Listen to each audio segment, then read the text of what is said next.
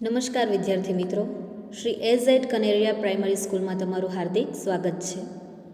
મિત્રો, આપણે લાસ્ટ લેક્ચરમાં ઇંગ્લિશ ગ્રામરમાં સિમ્પલ પ્રેઝન્ટ ટેન્સ વિશે આપણે વિશેષ માહિતી મેળવી, બરાબર છે.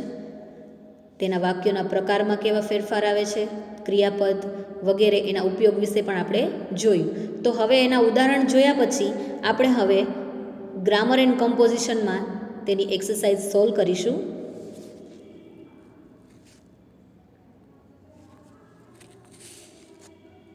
એક્સરસાઇઝ ફર્સ્ટ જે પેજ નંબર 5 ઉપર આપેલ છે. Filling the blanks as shown in the example. ઉદાહરણ પ્રમાણે અહીંયા આપણે જે ખાલી જગ્યા આપેલી છે એ ઉદાહરણ મુજબ આપણે પૂરવાની છે. તો જુઓ, અહીંયા એક્ઝામ્પલ શું આપેલું છે? સિંગ, ખાલી એકમાત્ર ક્રિયાપદ આપેલું છે. સિંગ એટલે ગાવ. તો વર્બ આપેલું છે એના આધારે અલગ અલગ કર્તાનો ઉપયોગ કરીને તેની સાથે સિંગનું કયું રૂપ મૂકવું એ આપણે જોવાનું છે. તો આપણને ખબર છે કે આઈ વી યુ ધેય કે બહુવચન કર્તા સાથે ક્રિયાપદનું મૂળ રૂપ આવે અને ત્રીજો પુરુષ એકવચન સાથે હંમેશા ક્રિયાપદનું SKES વાળું રૂપ આવે. તો આ યાદ હોય તો આપણે આગળની એક્સરસાઇઝ સરળ રીતે સોલ્વ કરીશું, બરાબર. જુઓ, અહીંયા આઈ કરતા આપ્યો હોય ત્યારે શું આવે એની સાથે જુઓ. I sing a song, you sing a song, Hetal sings a song, we sing a song, they sing a song. જુઓ, અહીંયા આઈ, યુ, વી અને ધેય સાથે સિંગનું મૂળ રૂપ જ મૂકેલું છે, બરાબર. એકમાત્ર હેતલ ત્રીજો પુરુષ એકવચન હોવાને લીધે તેની સાથે સિંગ્સ એટલે કે સિંગની પાછળ એસ લાગેલો છે. તો બસ આવી જ રીતે બધી ખાલી જગ્યા આપણે સોલ્વ કરવાની છે. આગળ જોઈએ.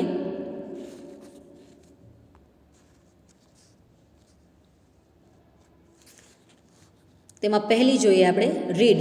સિંગની જેમ અહીંયા આપણે રીડ ક્રિયાપદ એટલે કે વાંચવું ક્રિયાપદ આપેલું છે. તો આઈ સાથે કેવું રીડનું કયું રૂપ આવશે? તો કે મૂળ રૂપ, બરાબર. યુ સાથે મૂળ રૂપ. I read a book, you read a book. Raj, જુઓ અહીં રાજ છે એ ત્રીજો પુરુષ એકવચન છે, તો અહીંયા શું આવશે? Reads. Raj reads a book. We સાથે પણ ક્રિયાપદનું મૂળ રૂપ. ધેય, તેના સાથે પણ ક્રિયાપદનું મૂળ રૂપ, બરાબર છે.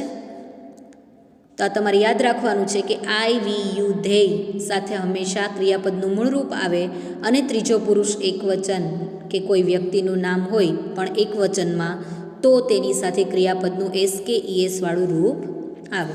સેકન્ડ જોઈએ ટીચ. તો આમાં શું આવશે? ટીચ જ રહેશે ક્રિયાપદનું મૂળ રૂપ, બરાબર. ટીચનું ટીચ જ આવશે. યુ સાથે પણ એ જ આવશે. You teach English, I teach English, you teach English.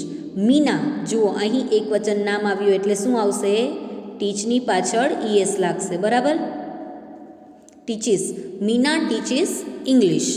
We સાથે પણ મૂળ રૂપ આવશે. ટીચનું teach, we teach English, they teach English, બરાબર.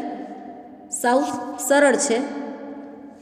ત્યાર પછીનું આપણે થર્ડ જોઈએ કેચ. તો આમાં પણ શું થશે? જુઓ, કરતા બધામાં એક સરખા જ આપેલા છે. એકવચન ત્રીજો પુરુષ એકવચનમાં જ ખાલી ફેરફાર છે. તો આઈ સાથે શું આવશે? કેચ, મૂળ રૂપ. યુ સાથે કેચ, એમનું એમ જ રહેશે, બરાબર. શિરીષ, તો અહીંયા શું થશે? ત્રીજો પુરુષ એકવચન છે એટલા માટે કેચીસ, બરાબર. શિરીષ કેચીસ અ બોલ. વી ખાલી જગ્યા બોલ, તો વી કેચ, મૂળ રૂપ આવશે. They catch. ચોથું જોઈએ રાઇટ એટલે કે લખવું. તો આઈ સાથે શું આવશે? રાઇટ, મૂળ રૂપ આવશે. I write a poem. You સાથે એના સાથે પણ મૂળ રૂપ. I write you write a poem.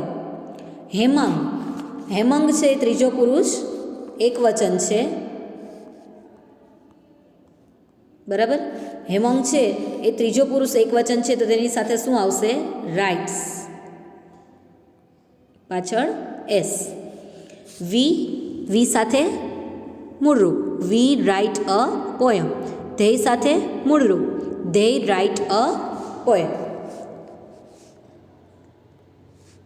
પાંચમું જોઈએ, ફ્લાય એટલે કે ઉડવું.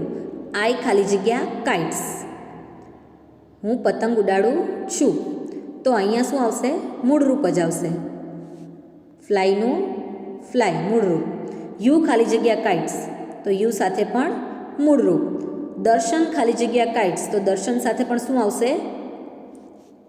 ત્રીજો પુરુષ એકવચન હોવાથી અહીંયા શું આવશે? દર્શન સાથે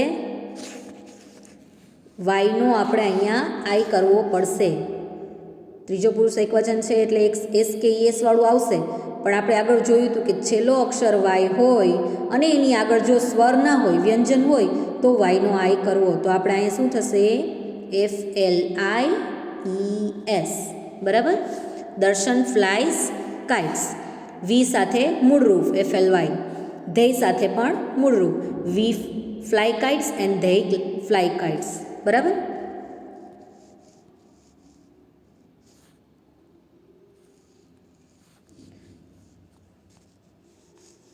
ત્યાર પછી જોઈએ છઠ્ઠું, આઈ સાથે ડ્રિંક. ડ્રિંક એટલે કે પીવું, તો અહીંયા એનું મૂળરૂપ જ આવશે આઈ સાથે ડ્રિંક. યુ સાથે પણ drink, I drink milk, you drink milk. Sheetal, તો શીતલ અહીંયા ત્રીજો પુરુષ એકવચન હોવાથી અહીંયા શું આવશે? ડ્રિંક્સ, બરાબર. Sheetal drinks milk. The cat, જુઓ ધ કેટ આપ્યું છે અહીંયા, તો ધ કેટ પણ એક ત્રીજો પુરુષ એકવચન છે, બરાબર છે. તો તેની સાથે પણ ડ્રિંક્સ જ આવશે, બરાબર. વી ખાલી જગ્યા મિલ્ક, તો વી સાથે પણ ક્રિયાપદનું મૂળરૂપ. અને ધેય ખાલી જગ્યા મિલ્ક, ધેય સાથે પણ ક્રિયાપદનું મૂળરૂપ જ આવશે.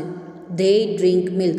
આઈ drink milk, you drink milk, Sheetal drinks milk, the cat drinks milk, we drink milk and they drink milk. સાતમું જોઈએ, રન એટલે કે દોડવું. આઈ સાથે મૂળરૂપ જ આવશે એટલે આઈ રન ફાસ્ટ. યુ સાથે પણ run, you run fast. Devam, જો અહીંયા ત્રીજો પુરુષ એકવચન આવ્યું નામ, તો અહીંયા શું આવશે? એકવચન નામ સાથે runs, RUNS. Devam runs fast. We સાથે પણ મૂળરૂપ, વી રન ફાસ્ટ. અને ધેય સાથે પણ મૂળરૂપ, ધેય રન ફાસ્ટ.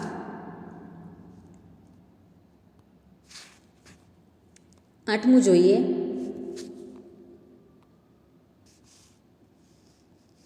ક્લીન એટલે કે સ્વચ્છ કરવું, બરાબર. આઈ ખાલી જગ્યા ધ રૂમ. આઈનું શું થશે? આઈ સાથે હંમેશા મૂળરૂપ.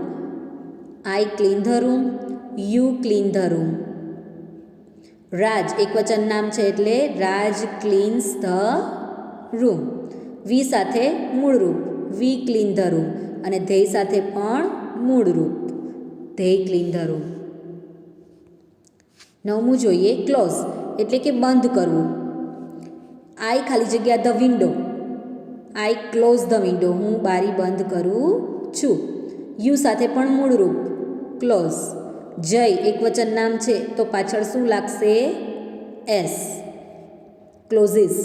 જય ક્લોઝિસ ધ વિન્ડો, જય બારી બંધ કરે છે. વી સાથે પણ મૂળરૂપ અને ધેય સાથે પણ મૂળરૂપ, બરાબર છે.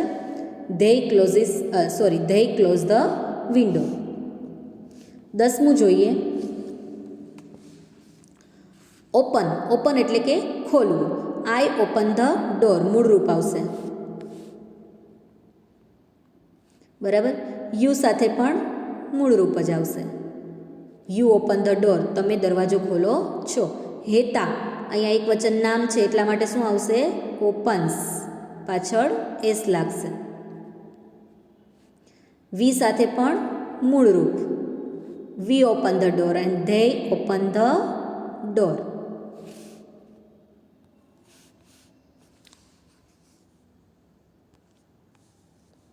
તો અહીંયા આપણે આ એક્સરસાઇઝ નંબર 1 પૂરી થાય છે, બરાબર. હવે આવતા લેક્ચરમાં આપણે આગળની એક્સરસાઇઝ સોલ્વ કરીશું. ત્યાં સુધી ગુડ બાય.